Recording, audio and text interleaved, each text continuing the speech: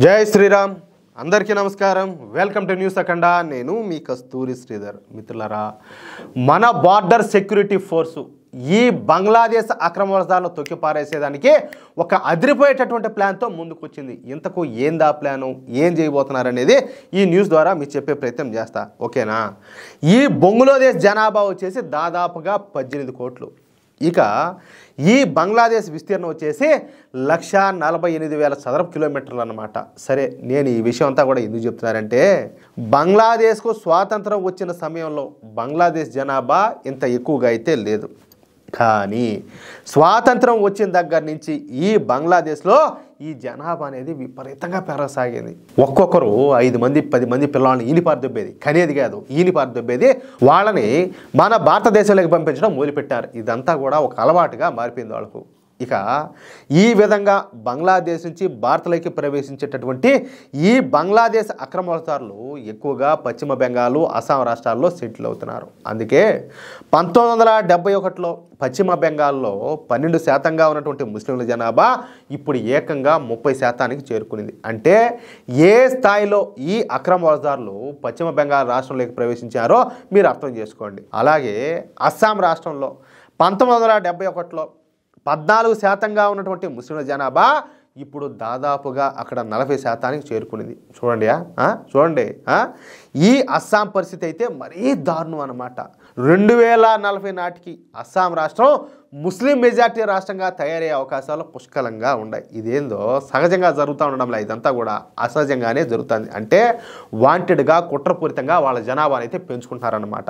Last ఒక న్యూస్లో కూడా నేను చెప్పా, వీళ్ళందరినీ కూడా తని వేసడానికి ఈ అస్సాం ముఖ్యమంత్రి హిమంత బిశ్వ శర్మ గారు ఎటువంటి నిర్ణయాలు తీసుకుంటున్నారో, ఆయన ఏ పనులు చేస్తున్నారో కూడా క్లియర్ కట్గా లాస్ట్ వీడియోలో ఒక దాంట్లో చెప్పిన, చూసారా మీరు? సరే, ఇదంతా ఈ విధంగా ఉంటే బంగ్లాదేశ్ నుంచి ఈ అక్రమవలసదారులు, స్మగ్లర్లు, మాఫియా ముఠాలు, జిహాదీలు తరచుగా మన సరిహద్దులను దాటి భారత్లోకి అయితే వస్తూ ఉంటారు. ఏది వాళ్ళ నాయన గారిది వాళ్ళది ఎంత ఎత్తిపెట్టినట్టు వస్తూ ఉంటారనమాట.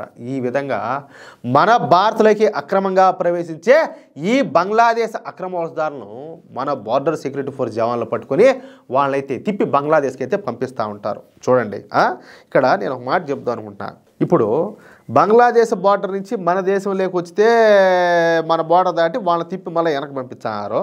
అదే పాకిస్తాన్ బార్డర్ దాటి ఎవడన్నా మన దేశంలోకి చొరబడేదాన్ని ప్రయత్నం చేస్తూ ఉంటే ఇదే మరి తిప్పి వెనక్కి పంపిస్తారా? కుక్కలు కాల్చేట్టు కాల్చిపారు దొబ్బుతారు. మరి వాళ్ళకు ఒక రకము, వీళ్ళకి ఒక రకమా? వాళ్ళకు ఒక ట్రీట్మెంట్, వీళ్ళకి ఒక ట్రీట్మెంటా?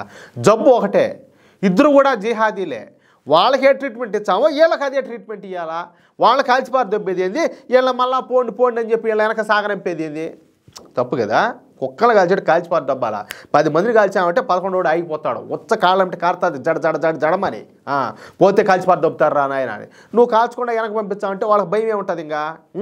అయితే ఇప్పుడు మన BSF జవాన్లో వీళ్ళని వెనక పంపిస్తారు కదా.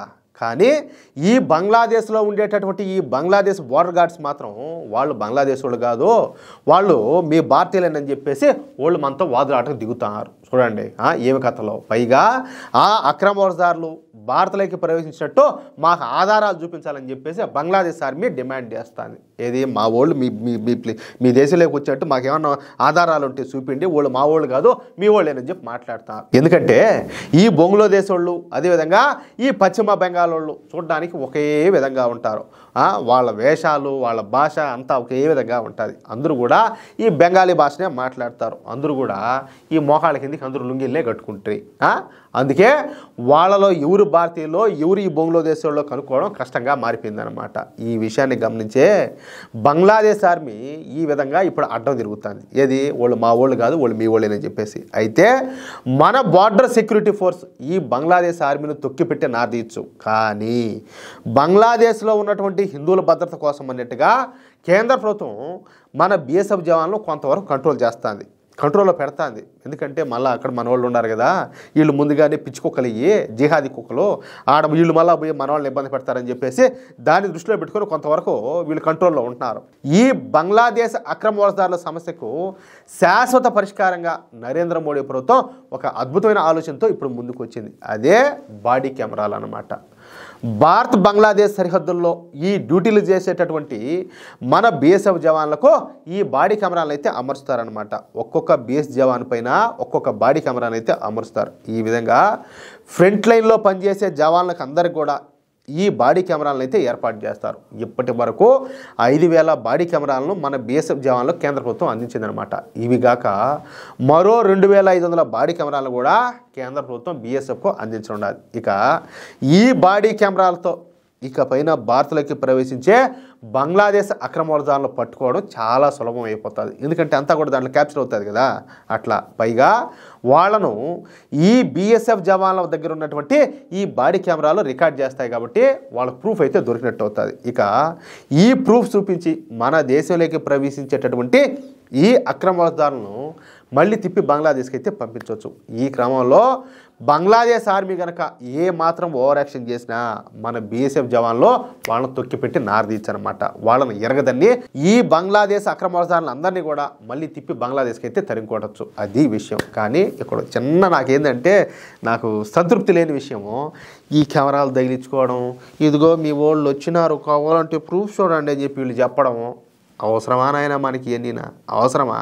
చెప్పినా కదా 10 మందిని మింగబెట్టామంటే 11 వాడికి ఉచ్చగారుతుంది, రాకుండా అయిపోతాడు. ఏమవుతుంది? కాదులే ఆడేదో ఇబ్బంది అయితే అని వాళ్ళు ఆలోచన చేస్తున్నారు. కాదు, ఆ ఇబ్బందికి పరిణామాలు ఎట్టుంటాయో కూడా మనం ఒకరోజు రుచి చూపించే మన భారతీయ సైన్యం కూడా అన్నీ సెట్ అయిపోతాయి. ఏమంటారా? అవునా కాదా? అది విషయం. చాలా వరకు తక్కువ మాట్లాడాలా, ఎక్కువ మాట్లాడకూడదని చెప్పేసి కంట్రోల్ చేసుకొని కొంతవరకే మాట్లాడుతున్నా. మనకు వచ్చేనేనా రక్తం వచ్చేదా? మనకేనా నొప్పి తెలియలేదా? వాళ్ళ దాగలో నొప్పులా? వాళ్ళకి రావా అంటాలే.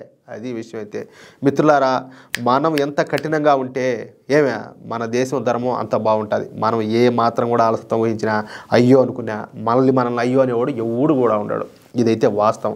ఈ న్యూస్ కనుక మీకు నచ్చినట్లయితే ఖచ్చితంగా ఈ న్యూస్ నలుగురికి షేర్ చేయండి. అలాగే ప్రతి ఒక్కరూ కూడా మీ యొక్క అమూల్యమైనటువంటి అభిప్రాయాలను స్పష్టంగా కామెంట్ రూపంలో తెలియజేయండి. అలాగే ఇంతవరకు మీరు కనుక మన ఛానల్ను సబ్స్క్రైబ్ చేసుకున్నట్లయితే ప్రతి ఒక్కరూ కూడా మన ఛానల్ను సబ్స్క్రైబ్ చేసుకోండి, సపోర్ట్ చేయండి ప్లీజ్.